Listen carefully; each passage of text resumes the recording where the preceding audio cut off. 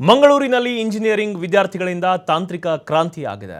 ಚಾಲಕನಿಲ್ಲದೆ ಚಲಿಸುವ ಎಐ ಕಾರನ್ನು ನಿರ್ಮಿಸಿದ್ದಾರೆ ಮಂಗಳೂರಿನ ವಿದ್ಯಾರ್ಥಿಗಳು. ಮುಕ್ಕ ಶ್ರೀನಿವಾಸ್ ವಿಶ್ವವಿದ್ಯಾಲಯದ ವಿದ್ಯಾರ್ಥಿಗಳಿಂದ ಕಾರು ಸಿದ್ಧವಾಗಿದೆ. ಮಂಗಳೂರಿನಲ್ಲಿ ಇಂಜಿನಿಯರಿಂಗ್ ವಿದ್ಯಾರ್ಥಿಗಳಿಂದ ತಾಂತ್ರಿಕ ಕ್ರಾಂತಿಯಾಗಿರೋದು.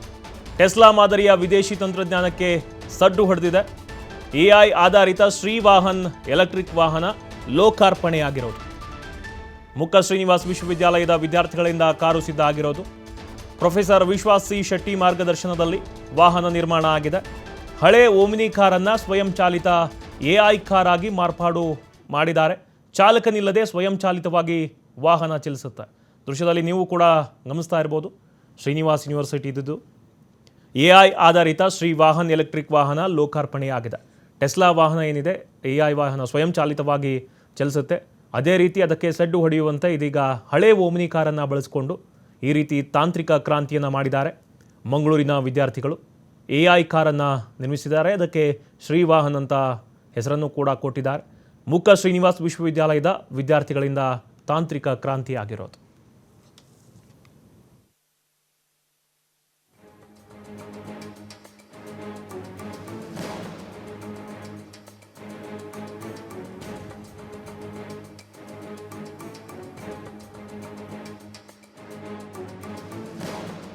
ನಮಗೆ ಒಂದು ಹೊಸ ರೀತಿಯ ಒಂದು ಇಲ್ಲಿ ತಾಂತ್ರಿಕ ವಿಭಾಗದವರು ಅಂದರೆ ಇಂಜಿನಿಯರಿಂಗ್ ಕಾಲೇಜ್ನಲ್ಲಿ ಒಂದು ಸಂಶೋಧನೆ ಮಾಡಿದ್ದಾರೆ.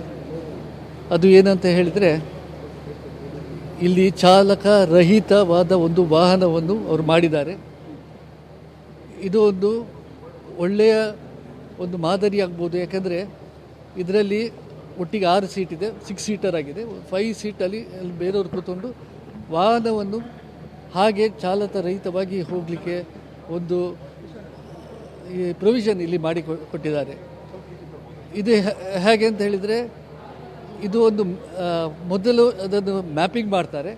ಮ್ಯಾಪಿಂಗ್ ಮಾಡಿದ ಮೇಲೆ ಅದನ್ನು ಹಾಗೆ ಪ್ರೋಗ್ರಾಮ್ ಮಾಡಿ ಅದನ್ನು ಎಲ್ಲಿ ಬೇಕಾ, ಯಾವ ಇದಕ್ಕೆ ಹೋಗಬೇಕಾ, ಸ್ಥಳಕ್ಕೆ ಹೋಗಬೇಕಾ, ಅದಕ್ಕೆ ಮೊದಲೇ ಮ್ಯಾಪಿಂಗ್ ಮಾಡಿ ಆದ ಮೇಲೆ ಮತ್ತೆ ಕಳಿಸ್ತಾರೆ ಅಂತ ಒಂದು ಟೆಕ್ನಾಲಜಿಯಲ್ಲಿ ಇದನ್ನು ಮಾಡಿದ್ದು.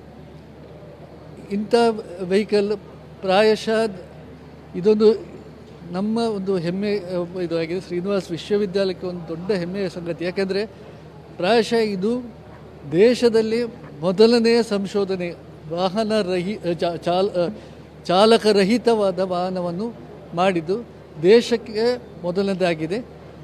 ಹಾಗಾಗಿ ಇದಕ್ಕೆ ತಾವೆಲ್ಲರೂ ಬಂದಿದ್ದೀರಿ, ತಾವೆಲ್ಲರೂ ಇದಕ್ಕೆ ಒಂದು ಒಳ್ಳೆಯ ರೀತಿಯ ಒಂದು ಅದಕ್ಕೆ ಒಂದು ಪಬ್ಲಿಸಿಟಿ ಕೊಡಬೇಕಾಗಿ ನಾನು ಕೇಳ್ತಾ ಇದ್ದೇನೆ.